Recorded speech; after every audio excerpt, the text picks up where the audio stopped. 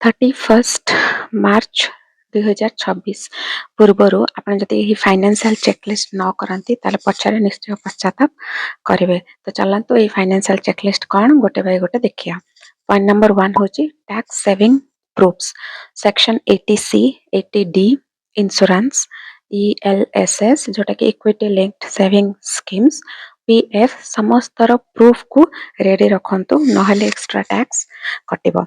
Point number 2 जदि pending KYC किछि अछि बा पैन आधार किछि अपडेशंस नाही ताले bank mutual fund demat account एथरे चेक करंतु आ निजर केवाईसी को आज ही कंप्लीट करंतु।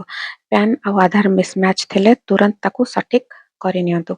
पॉइंट नंबर 3 एडवांस टैक्स और इनकम टैक्स टैक्स जदि ड्यू थाए ताले आगुरु दे दियंतु लास्ट मिनिट देले इंटरेस्ट प्लस पेनाल्टी दीटा आपण माननको लागिवो। पॉइंट नंबर 4 होची इंश्योरेंस चेकअप हेल्थ और टर्म इंश्योरेंस कवर जथेष्ट कि नुहे चेक करे नियंतु निजर लायबिलिटी देखंतु निजर रेस्पोंसिबिलिटी देखंतु फैमिली रा आ ए दीटा को चेक करे नियंतु। प्रीमियम जदि ड्यू अछि ताले लाभ सेवा पूर्वरु ताको पे करे नियंतु। पॉइंट नंबर 5 इन्वेस्टमेंट रिव्यू आपण मानकर नॉन परफॉर्मिंग एसआईपी जदि आपण किछि एसआईपी रे इन्वेस्टमेंट करछंती आ सेटा नॉन परफॉर्म माने ठीक से परफॉर्म करू नहीं ताको चेक करंतु। एफडी आउ स्टॉक रे आपनकर किछि पैसा ऑटो किछि की माने पोर्टफोलियो आपनको पूरा पोर्टफोलियो आपन जोट जोट इन्वेस्टमेंट करछंती ताको रिव्यू करिकिना रीबैलेंस करिया को चेष्टा करंतु।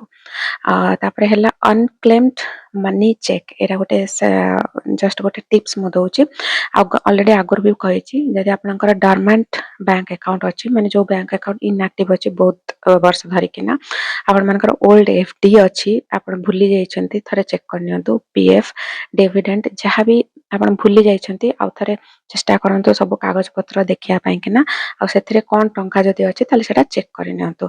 तो 31 मार्च एक्चुअली तारीख नुहे फाइनेंशियल ईयर रा एटा थाए फाइनल एग्जाम आज्ञा हां। तो ये वीडियो टी सेव करंतु ए पांचटा पॉइंट को डेफिनेटली चेक करंतु शेयर करंतु एटा ही होचे आपण मानकर 2026 रा फाइनेंशियल चेकलिस्ट। एभली फाइनेंशियल टिप्स पे मो चैनल रो पिरास को सब्सक्राइब करंतु। रहउची जय जगन्नाथ।